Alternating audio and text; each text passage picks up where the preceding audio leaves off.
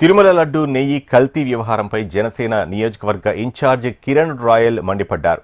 నెయ్యిలో 10% కంటే తక్కువగా జంతువుల కొవ్వును కనిపితే గుర్తించలేమని శాస్త్రీయంగా విశ్లేషించినట్లు తెలిపారు. వైవి సుబ్బారెడ్డి, ధర్మారెడ్డి ఆదేశాలతోనే కల్తీ జరిగిందని ఆరోపించారు. ఈ వ్యవహారంలో వైసీపీ నేతలు టీటీడీ ఉద్యోగులను బలిపశువులను చేశారని అన్నారు. డిప్యూటీ సీఎం పవన్ కళ్యాణ్పై మాజీ మంత్రి రోజా చేస్తున్న విమర్శలను జనసేన శ్రేణులు తీవ్రంగా ఖండిస్తున్నారని పేర్కొన్నారు. టీటీడీ పవిత్రతను దెబ్బతీసిన జగన్ను వైసీపీ నేతలు ఆడుతున్న నాటకాలను ప్రజలు గమనిస్తున్నారని ఆయన హెచ్చరించారు. వైఎస్ఆర్ కాంగ్రెస్ పార్టీ పేటీఎం గారికి ఒక విషయం అడుగుతున్నాను నేను ఓపెన్ గా. నెయ్యి ఎలా తయారు చేస్తారు? ఇది నెయ్యి, ఒరిజినల్ నెయ్యి. ఇది పాలతో చేస్తారు.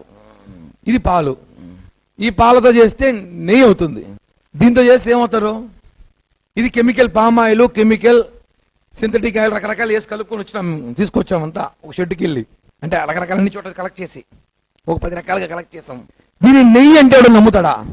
దీని నెయ్యి అని భక్తులని మోసం చేశారు. 20 కోట్ల లడ్డు తయారు చేశారు. దీంతో, ఈ కెమికల్తో చేయాల్సిన దీంతో చేశారు. ఇది దీంతో పాలతో నెయ్యి చేస్తారు. ఇది దేంతో తయారు చేశారు తెలుసా? చదువురాని మూర్ఖులు ఉంటారు వైసీపీలో. ఆ మూర్ఖుల కోసం ఒక యాప్ ఉంది, చాట్ జీపీటీ అనేసి. ఆ యాప్లో వెళ్ళి కల్తీ నెయ్యి ఎలా తయారు చేయాలని చెప్తే ఒక పెద్ద పేజీ వస్తుంది. వైఎస్ఆర్ కాంగ్రెస్ పార్టీ పేటీఎం చదువులని మొద్దు పేటీఎంలరా, చదువురాని సన్యాసులరా, మీరు చాట్ జీపీటీకి వెళ్ళి కల్తీ నెయ్యి చేయడంలో ఏమేమి వాడతారని తెలిస్తే చివరిగా కొన్ని పాయింట్లు వస్తాయి.